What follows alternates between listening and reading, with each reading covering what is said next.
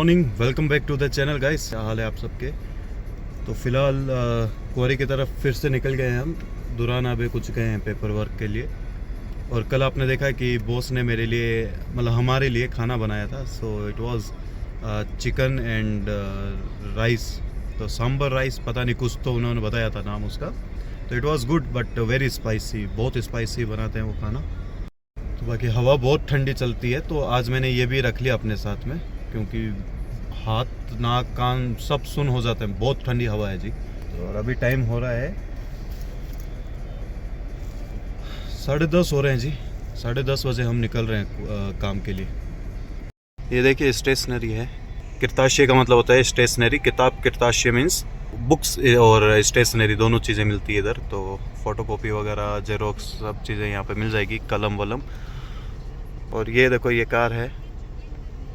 इस कार में देखो गियर सिस्टम यहाँ से है, ऑटोमेटिक कार है तो गियर सिस्टम यहाँ से है। रिवर्स करना होगा तो बटन दबा के पीछे करेंगे। तो मस्त कार है। कचरा कर रखा है दुराना अभी ने। दुराना अभी आ गए हैं तो अब स्टार्ट करेंगे क्वारी के लिए। गोलू के पास हैं अभी। तो गोलू के पास इस तरह का फॉग हो रखा है, फुल ऑफ फॉग। फॉग नहीं दियो अबे तुर्की सिस चौक सिस वार यार, इस फुल ऑफ फॉग। तुर्की में फॉग को सिस बोलते हैं। तो पहले कम स्नो थी, अब थोड़ी बढ़ गई। इस माउंटेन का नाम है देदेगोल। यहाँ से 1 घंटे का रास्ता है देदेगोल का। ये देखो ये लोडर अभी माउंटेन कटिंग मशीन लेके आया है। क्वारी पहुंच चुके हैं हम। Walkie talkie. तो ये आपस में बात करते हैं क्वारी में। ये बेसिकली इनका ऑफिस है। तो कुछ इस तरह का है। तो ये वो शूज़ है और ये सेफ्टी जैकेट्स और ये हेलमेट, सेफ्टी सारी है इधर। और ये हीटर है। तो हीटर यहाँ पे गर्म रखने के लिए है, लेकिन लाइट की प्रॉब्लम है, आती जाती रहती है। ये देखिए ये एम्प्लॉयज़ के घर हैं, कंटेनर में बना रखे हैं। तो ज़्यादातर एम्प्लॉयज़ यहीं रहते हैं।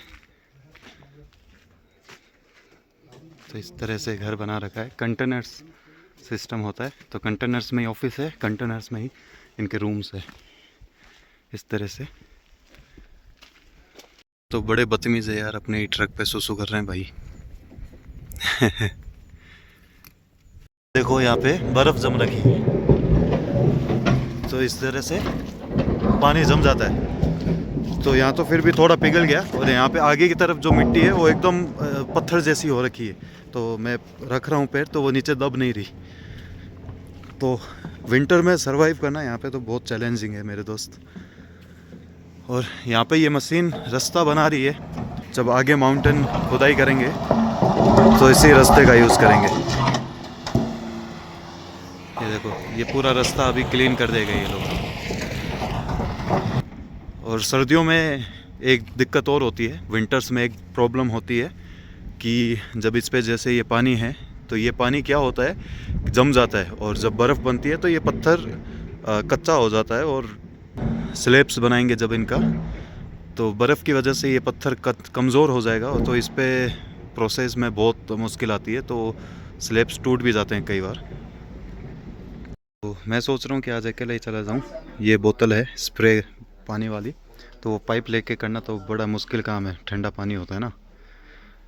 तो इनको सही ताबे को, इनको सबको यहाँ पे काम रहता है। तो I am thinking to go along with this.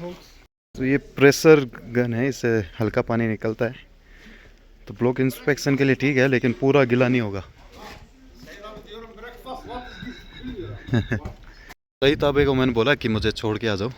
सो इस कमिंग कीज़ लेने गए हैं। और ये देखो इस तरह से पानी निकलता है इसमें। सो बार बार फिल तो करना रहेगा, लेकिन ओके। अब ये वाली साइड का ये मटेरियल कट करेंगे। तो अभी स्टार्ट किया नहीं है, तो फ्रेश स्टार्टिंग है। तो मैं आपको दिखाता हूँ।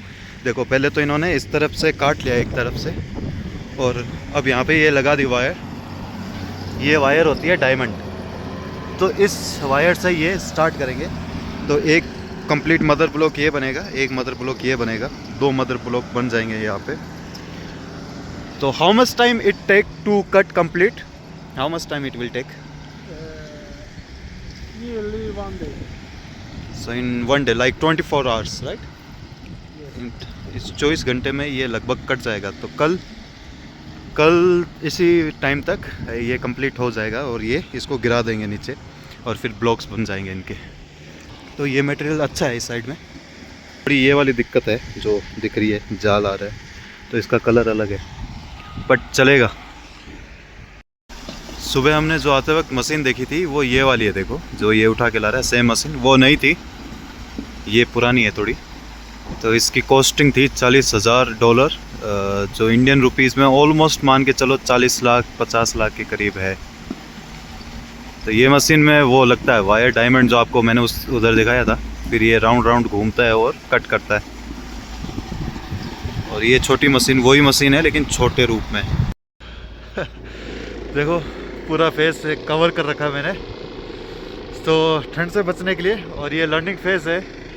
तो ये देखो ये होती है मिट्टी भयंकर। तो मैं किसी की हेल्प नहीं ले रहा हूँ क्योंकि यहाँ पे भी काम है और मुझे बहुत टाइम लगेगा, बहुत ज़्यादा टाइम लगेगा। एक एक पत्थर चेक कर रहा हूँ मैं। तो लर्निंग फेज़ है, सीख रहे हैं।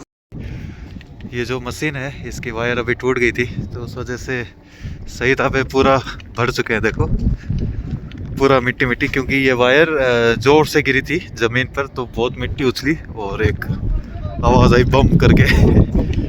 तो सईद भाई थोड़ी देर पहले ही मुझको वार्निंग दे रहे थे कि ये वायर टूट सकती है, इसके ज़्यादा करीब मत जाना, इस डेंजरस। और लाइव एग्जांपल देखने को मिला यार। तो डेंजरस तो है भाई, you need to be very careful in this kind of area. देखो यहाँ पे दो तरह की क्वालिटी है।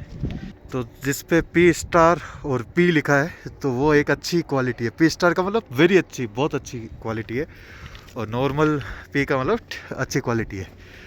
और सेकंड क्वालिटी है रैंडम क्वालिटी, अदर सिलेक्शन जिसको बोल सकते हैं। तो उसमें थोड़ी बहुत माइनर प्रॉब्लम रहेगी कुछ ना कुछ। जैसे ये वाला पत्थर है, इसमें पूरा वाइटनेस आ गया, तो ये अदर क्वालिटी है। तो हरकत क्वालिटी H लिखते हैं, ये हरकत क्वालिटी। तो ये दो तरह की क्वालिटी है। तो अभी मैं जो सिलेक्शन कर रहा हूँ वो इसी टाइप के पत्थर से कर रहा हूँ। H क्वालिटी जो है उसी से अच्छे पत्थर निकालने की कोशिश कर रहा हूँ। अगर कुछ पत्थर ऐसा है जिसको कुछ कट वट करके यूज़ कर सकते हैं तो उस तरह के पत्थर। ये देखो कटिंग स्टार्ट हो चुकी है। देखो इस तरह से ये वायर बड़ी तेज़ RPM पे चलता है और कटिंग करता है। ये वॉकी टॉकी पे देखो कमांड देते हुए। ये नीचे वही मशीन है 40 लाख वाली जो इसको वायर को घुमा रही है। तो इसमें डायमंड है।